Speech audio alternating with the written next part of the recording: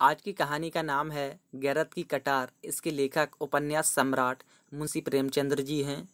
तो चलिए कहानी शुरू करते हैं। कितनी अफसोसनाक, कितनी दर्द भरी बात है कि वही औरत जो कभी हमारे पहलू में बसती थी, उसी के पहलू में चुभने के लिए हमारा तेज खंजर बेचैन हो रहा है। जिसकी आंखें हमारे लिए अमृत के छलकते हुए प्याले थी, वही आंखें हमारे दिल में आग और तूफान पैदा करें। रूप उसी वक्त तक राहत और खुशी देता है जब तक उसके भीतर एक रूहानी नेमत होती है, और तब तक उसके अंदर औरत की वफा की रूह हरकत कर रही हो, वरना वह एक तकलीफ देने वाली चीज है, जहर और बदबू से भरी हुई। इसी काबिल की वह हमारी निगाहों से दूर रहे और पंजे और नाखून का शिकार बने। एक जमाना वह था कि नईमा हैदर की आरजुओं की देवी थी। यह समझना मुश्किल था कि कौन तलबगार है और कौन उस तलब को पूरा करने वाला। एक तरफ पूरी पूरी दिलजोई थी, दूसरी तरफ पूरी पूरी रजा। तब तकदीर ने पासा पलटा। गुलो बुलबुल में सुबह की हवा की शरारतें शुरू हुईं। शाम का वक्त था, आसमान पर लाली छाई हुई थी। नईमा उमंग और ताजगी और शौक से उमड़ी हुई कोठे पर आई। शफक की तरह उसका चेहरा भी उस वक्त खिला हुआ था। एन उसी वक्त वहां का सूबेदार नासिर अपनी हवा की तरह तेज घोड़े पर सवार उधर से निकला। ऊपर निगाह उठी तो हुस्न का करिश्मा नजर आया, जैसे चांद शफक के हौज में नहाकर निकला है। तेज निगाहें जिगर के पार हुईं। कलेजा थामकर रह गया। अपने महल को लौटा, अधमरा टूटा हुआ। मुसाहबों ने हकीम की तलाश की और तब राह रास में पैदा हुई। फिर इसकी दुश्वार मंजिलें तय हुईं। वफा और हया ने बहुत बेरुखी दिखाई, मगर मोहम्मद के शिकवे और इसकी कुफ्र तोड़ने वाली धमकियां आखिर जीतीं। असमत का खजना लुट गया। उसके बाद वही हुआ जो हो सकता था। एक तरफ से बदगुमानी, दूसरी तरफ से बनावट और मक्कारी। मनमुटाव की नौबत आई। फिर एक दूसरे के दिल को चोट पहुंचना शुरू हुआ। यहाँ तक कि दिलों में मैल पड़ गई। एक दूसरे के खून के प्यासे हो गए। नईमा ने नासिर की मोहम्मद की गोद में पनाह ली, और आज एक महीने की बेचैन इंतजारी के बाद हैदर अपने जज्बात के साथ नंगी तलवार पहलू में छिपाए अपने जिगर के भड़कते हुए शोले को नईमा के खून से बुझाने के लिए आया हुआ है। आधी रात का वक्त था और अंधेरी रात थी। जिस तरह आसमान के हरम सरा में हुस्न के सितारे जगमगा रहे थे, उसी तरह नासिर का हरम भी हुस्न के दीपों से रोशन था। नासिर एक हफ्ते से किसी मोर्चे पर गया हुआ है, इसलिए दरवान गाफिल है। उन्होंने हैदर को देखा, मगर उनके मुँह सोने चांदी से बंद थे। ख्वाजा सराहों की निगाहें पड़ी, लेकिन वह पहले ही एहसान के बोझ से दब चुके थे। खवासों और कनीजों ने भी मतलब भरी निगाहों से उनका स्वागत किया, और हैदर बदला लेने के नशे में गुनहगार नईमा के सोने के कमरे में जा पहुंचा, जहाँ की हवा संदल और गुलाब से बसी हुई थी। कमरे में एक मोमी चिराग जल रहा था, और उसी की भेद भरी रोशनी में आराम और तकल्लुफ़ की सजावटें नजर आती थीं, जो सतीत्व जैसी अनमोल चीज के बदले में खरीदी गई थीं। वही वैभव और ऐश्वर्य की गोद में लेटी हुई नईमा सो रही थी। हैदर ने एक बार नैया को आंख भर देखा।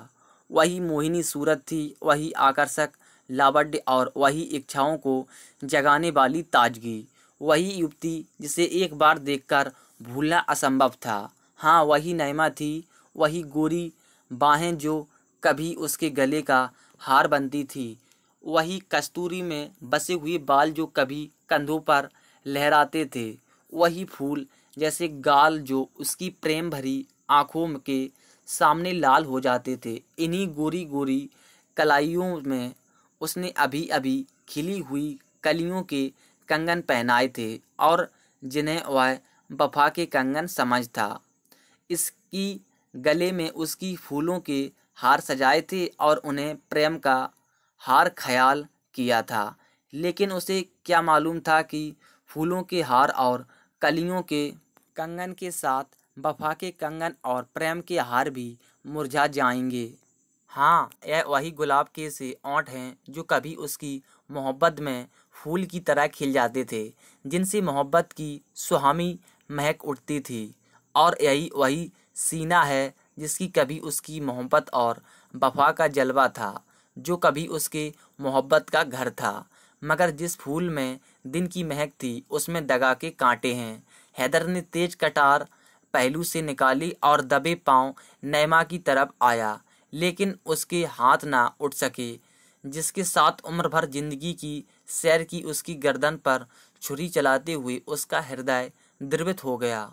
उसकी आंखें भीग गईं। दिल में हसरत भरी यादगारों का एक तूफान सा। तकदीर की क्या खूबी है कि जिस प्रेम का आरंभ ऐसा खुशी से भरपूर हो, उसका अंत इतना पीड़ाजनक हो। उसके पैर थरथराने लगे, लेकिन स्वाभिमान ने ललकारा। दीवार पर लटकी हुई तस्वीर उसकी इस कमजोरी पर मुस्कुराई। मगर कमजोर इरादा हमेशा सवाल और अलील की आड़ लिया करता है। हैदर के दिल में ख्याल पैदा हुआ, क्या इस मोहब्बत के बाप को उजाड़ने का इल्ज़ाम मेरे ऊपर नहीं है? जिस वक्त बदगुमानियों के अकुएं निकले, अगर मैंने ताने और धिक्कारों के बजाय मोहब्बत से काम लिया होता तो आज यह दिन ना आता। मेरे जुल्मों ने मोहब्बत और वफा की जड़ काटी। औरत कमज़ोर होती है, किसी सहारे के बगैर नहीं रह सकती।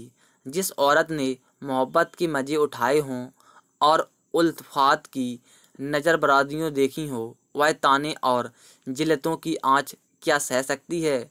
लेकिन फिर गैरत ने उकसाया कि जैसे वह धुंधला चिराग भी उसकी कमजोरियों पर हंसने लगा। स्वाभिमान और तर्क में सवाल जवाब हो रहा था कि अचानक नईमा ने करवट बदली और अंगड़ाई ली। हैरत ने फौरन तलवार उठाई। जान के खतरे में आगा पीछे कहाँ। दिल ने फैसला कर लिया, तलवार अपना काम करने वाली ही थी कि नईमा ने आंखें खोल दी। मौत की कटार सिर पर नजर आई। वह घबराकर उठ बैठी। हैदर को देखा, परी स्थिति समझ में आ गई। बोली, हैदर। हैदर ने अपनी झेप को गुस्से के पर्दे में छिपाकर कहा, हाँ, मैं हूँ हैदर। नईमा सिर झुकाकर हसरत भरे ढंग से बोली, तुम्हारे हाथों में यह चमकती हुई तलवार देखकर मेरा कलेजा थरथरा रहा है। तुम्ही ने मुझे नाज बरदारियों का आदी बना दिया है। जरा देर के लिए इस कटार को मेरी आंखों से छिपा लो। मैं जानती हूँ कि तुम मेरे खून के प्यासे हो, लेकिन मुझे न मालूम था कि तुम इतने बेरहम और संगदिल हो। मैंने तुमसे दगा की है, तुम्हारी खताबार हूँ। लेकिन हैदर, यकीन मानो, अगर मुझे चंद आखिरी बातें कहने का मौका ना मिलता तो शायद मेरी रूही को दोजख में भी यही आरजू रहती। मौत की सज़ा से पहले अपने घर वालों से आखिरी मुलाकात की इजाज़त होती है। क्या तुम मेरे लिए इतनी रियायत से भी रवादार ना थे? माना कि अब तुम मेरे लिए कोई नहीं हो, मगर किसी वक्त थे। और तुम चाहें अपने दिल में समझते हो कि मैं सब कुछ भूल गई, लेकिन मैं मोहब्बत को इतनी जल्दी भूल जाने वाली नहीं हूँ। अपने ही दिल से फैसला करो। तुम मेरी बेवफाइयों चाहे भूल जाओ, लेकिन मेरी मोहब्बत की दिल तोड़ने वाली यादगारें नहीं मिटा सकते। मेरी आखिरी बातें सुन लो और इस नापाक ज़िंदगी का हिस्सा पाक करो। मैं साफ साफ कहती हूँ, इस आखिरी वक्त में क्यों डरूँ? मेरी कुछ दुर्गत हुई है, उसके जिम्मेदार तुम हो। नाराज़ ना होना अगर तुम्हारा ख्याल है कि मैं यहाँ फूलों की सेज पर सोती हूँ, तो वह गलत है। मैंने औरत की शर्म खोकर उसकी कद्र जानी है। मैं हसीन हूँ, नाजुक हूँ। दुनिया की नेमतें मेरे लिए हाजिर हैं। नासिर मेरी इच्छा का गुलाम है, लेकिन मेरे दिल से यह ख्याल कभी दूर नहीं होता कि वह सिर्फ मेरे हुस्न और अदा का बंदा है। मेरी इज्जत उसके दिल में कभी हो भी नहीं सकती। क्या तुम जानते हो कि यहाँ खवासों और दूसरी बीवियों के मतलब भरे इशारे मेरे खून और जिगर को नहीं लजाते? ओफ, मैंने असमत खोकर असमत की कद्र जानी है। लेकिन मैं कह चुकी हूँ और फिर कहती हूँ कि इसके तुम जिम्मेदार हो। हैदर ने पहलू बदलकर पूछा, क्यों कर? नईमा ने उसी अंदाज से जवाब दिया, तुमने बीवी बनाकर नहीं, मासूक बनाकर रखा। तुमने मुझे नाजुक बर्दारियों का आदी बनाया, लेकिन फर्ज का सबक नहीं पढ़ाया। तुमने कभी ना अपनी बातों से न कामों से मुझे यह ख्याल करने का मौका दिया कि इस मोहब्बत की बुनियाद फर्ज पर है। तुमने मुझे हमेशा हुस्न और मस्तियों के तिलिस्म में फंसाए रखा क्या, और मुझे ख्वाहिशों का गुलाम बना दिया। किसी किश्ती पर अगर फर्ज का मल्लाह ना हो तो फिर उसे दरिया में डूब जाने के सिवा और कोई चारा नहीं। लेकिन अब बातों से क्या हासिल? अब तो तुम्हारी गैरत की कटार मेरे खून की प्यासी है, और यह लो, मेरा सिर उसके सामने झुका हुआ है। हाँ, मेरी एक आखिरी तमन्ना है, अगर तुम्हारी इजाज़त पाऊँ तो कहूँ। यह कहते कहते नईमा की आंखों में आंसुओं की बाढ़ आ गई और हैरत की गैरत उसके सामने ठहर न सकी। उदास स्वर में बोला, क्या कहती हो? नईमा ने कहा, अच्छा, इजाज़त दी है तो इनकार ना करना। मुझे एक बार फिर उन अच्छे दिनों की याद ताज़ा कर लेने दो, जब मौत की कटार नहीं, मोहब्बत के तीर जिगर को छेदा करते थे। एक बार फिर मुझे अपनी मोहब्बत की बाहों में ले लो। मेरी आखिरी विनती है, एक बार फिर अपने हाथों को मेरी गर्दन का हार बना दो। भूल जाओ कि मैंने तुम्हारे साथ दगा की है। भूल जाओ कि यह जिस्म गंदा और नापाक है। मुझे मोहब्बत से गले लगा लो और यह मुझे दे दो। तुम्हारे हाथों में यह अच्छी नहीं मालूम होती। तुम्हारे हाथ मेरे ऊपर ना उठेंगे। देखो कि एक कमज़ोर औरत किस तरह गैरत की कटार को अपने जिगर में रख लेती है। यह कहकर नईमा ने हैदर के कमज़ोर हाथों से वह चमकती हुई तलवार छीन ली और उसके सीने से लिपट गई। हैदर झिझका, लेकिन वह सिर्फ ऊपरी झिझक थी। अभिमान और प्रतिरोध भावना की दीवार टूट गई। दोनों आलिंगन पास में बंध गए और दोनों की आंखें उमड़ आईं। नईमा के चेहरे पर एक सुहानी प्राणदायिनी मुस्कुराहट दिखाई दी और मतवाली आंखों में खुशी की लाली झलकने लगी। बोली, आज कैसा मुबारक दिन है कि दिल की सब आरजुएं पूरी होती हैं, लेकिन यह कमबख्त आरजुएं कभी पूरी नहीं होती। इस सीने से लिपटकर मोहब्बत की शराब के बगैर नहीं रहा जाता। तुमने मुझे कितनी बार प्रेम के प्याले हैं, उस सुराही और उस प्याले की याद नहीं भूलती। आज एक बार फिर उल्फत की शराब के दौर चलने दो। मौत की शराब से पहले उल्फत की शराब पिला दो। एक बार फिर मेरे हाथों से प्याला ले लो। मेरी तरफ उन्हीं प्यार की निगाहों से दंग कर जो कभी आंखों से न उतरती थी। जी जाओ, मरती हूँ तो खुशी से मरूं। नईमा ने अगर सतीत्व खोकर सतीत्व का मूल जाना था, तो हैदर ने भी प्रेम खोकर प्रेम का मूल जाना था। उस पर इस समय एक मदहोशी छाई हुई थी।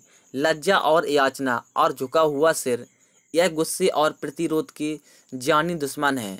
और एक गौरत के नाजुक हाथों में तो उनकी काट तेज तलवार को मात कर देती है।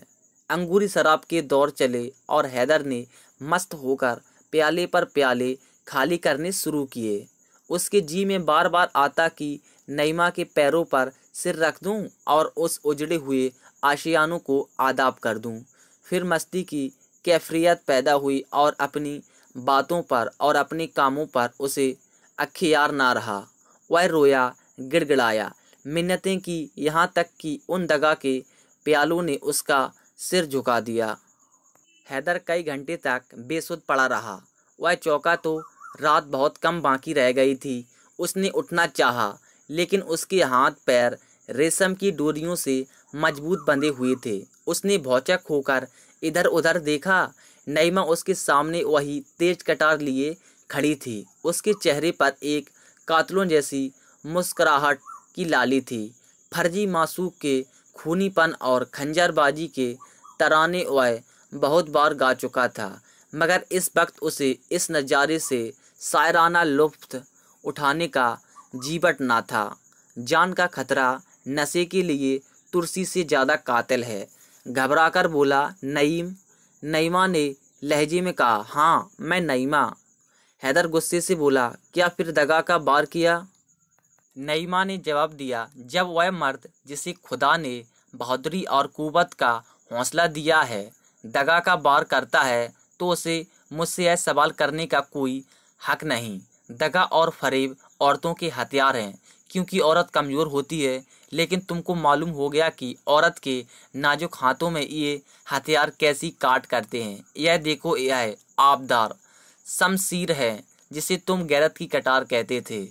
अब वह गैरत की कटार मेरे जिगर में नहीं, तुम्हारे जिगर में चुभेगी। हैदर, इंसान थोड़ा खोकर बहुत कुछ सीखता है। तुमने इज्जत और आबरू सब कुछ खोकर भी कुछ न सीखा। तुम मर्द थे, नासिर ने तुम्हारी होड़ थी। तुम्हें उसके मुकाबले में अपनी तलवार के जोहर दिखाना था, लेकिन तुमने निराला ढंग अख्तियार किया और एक बेबस और एक दगा का वार करना चाहा। और अब तुम उसी औरत के सामने बिना हाथ पैर के पड़े हुए हो। तुम्हारी जान बिल्कुल मेरी मुट्ठी में है। मैं एक लहमे में उसे मसल सकती हूँ, और अगर मैं ऐसा करूँ तो तुम्हें मेरा शुक्रगुजार होना चाहिए, क्योंकि एक मर्द के लिए गैरत की मौत बेगैरती की ज़िंदगी से अच्छी है। लेकिन मैं तुम्हारे ऊपर रहम करूँगी। मैं तुम्हारे साथ फयाजी का बर्ताव करूँगी, क्योंकि तुम गैरत की मौत पाने के हकदार नहीं हो। जो गैरत चंद्र मीठी बातें और एक प्याला शराब के हाथे बिक जाए वह असली गैरत नहीं है। हैदर, तुम कितने बेवकूफ़ हो। क्या तुम इतना भी नहीं समझते कि जिस औरत ने अपनी अस्मत जैसी अनमोल चीज़ देकर यह इस और तकल्लुफ़ पाया है, वह जिंदा रहकर इन नेमतों का सुख जूटना चाहती है। जब तुम सब कुछ खोकर ज़िंदगी से तंग नहीं हो तो मैं कुछ पाकर क्यों मौत की ख्वाहिश करूं? अब रात बहुत कम रह गई है। यहाँ से जान लेकर भागो, वरना मेरी सिफारिश भी तुम्हें नासिर की गुस्से की आग से ना बचा सकेगी। तुम्हारी यह गैरत की कटार मेरी कब्जे में रहेगी और तुम्हें याद दिलाती रहेगी कि तुमने इज्जत के साथ गैरत भी खो दी।